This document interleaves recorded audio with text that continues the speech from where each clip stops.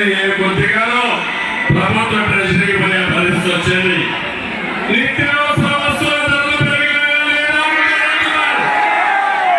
ఇవన్నిటికీ సమాధానం చెప్పకుండా ఆయన వచ్చి మాట్లాడుతున్నాడు.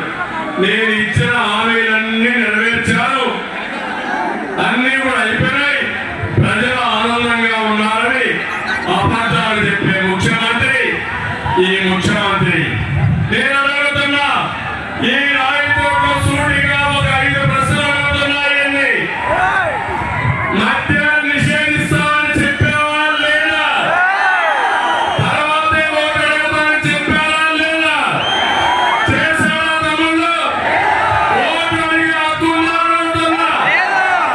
ఇది నీ ఎన్నికల మేనిఫెస్టో. నేను ఇచ్చింది కాదు, నువ్వు ఇచ్చిన ఎన్నికల మేనిఫెస్టోలో మద్యపాన నిషేధం చేస్తారని చెప్పావు, మాట తప్పావు. ఎన్నికల్లో ఓటు అడిగే హక్కు నీకు లేదని మరొకసారి విజ్ఞప్తి చేస్తున్నా. తమలో ఈరోజు పగలండి, వారం రోజులు సిపిఎస్ రద్దు చేస్తామన్నారా లేదా? పిఎస్సి ఇస్తామన్నారా లేదా? ఇంకేం రిలీఫ్ ఇస్తామన్నారా లేదా? ఎన్ని వారాలని తమలో చేశాడని అడుగుతున్నా.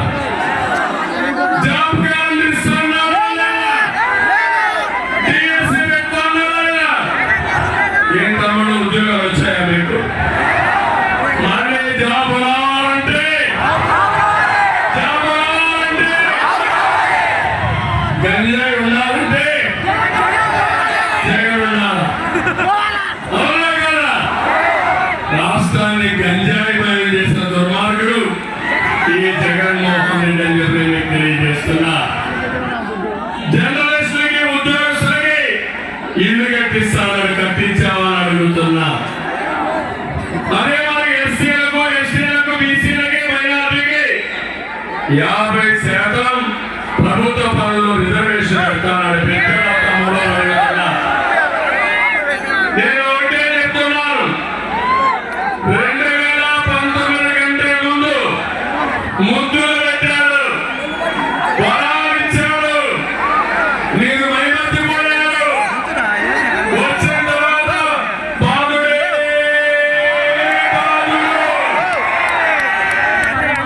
గుద్దుడే గుద్దుడు.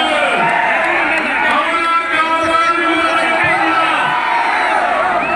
నష్టపోయామా లేదా అని అడుగుతున్నా.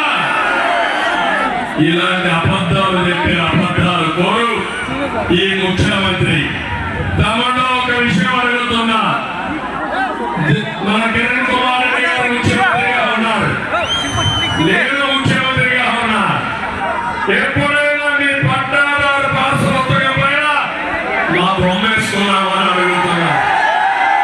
వేసుకున్నామని అడుగుతున్నా.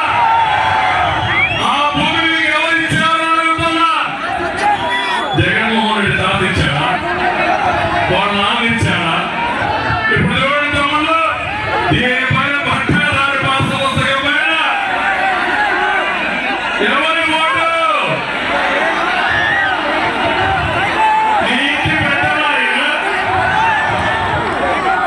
నీ తండ్రికి వారసులైనా, నీ వారసులైనా, నీకు రోషం రాదా? మీకు కోపం రాదా? మీకు వస్తే చెప్పండి.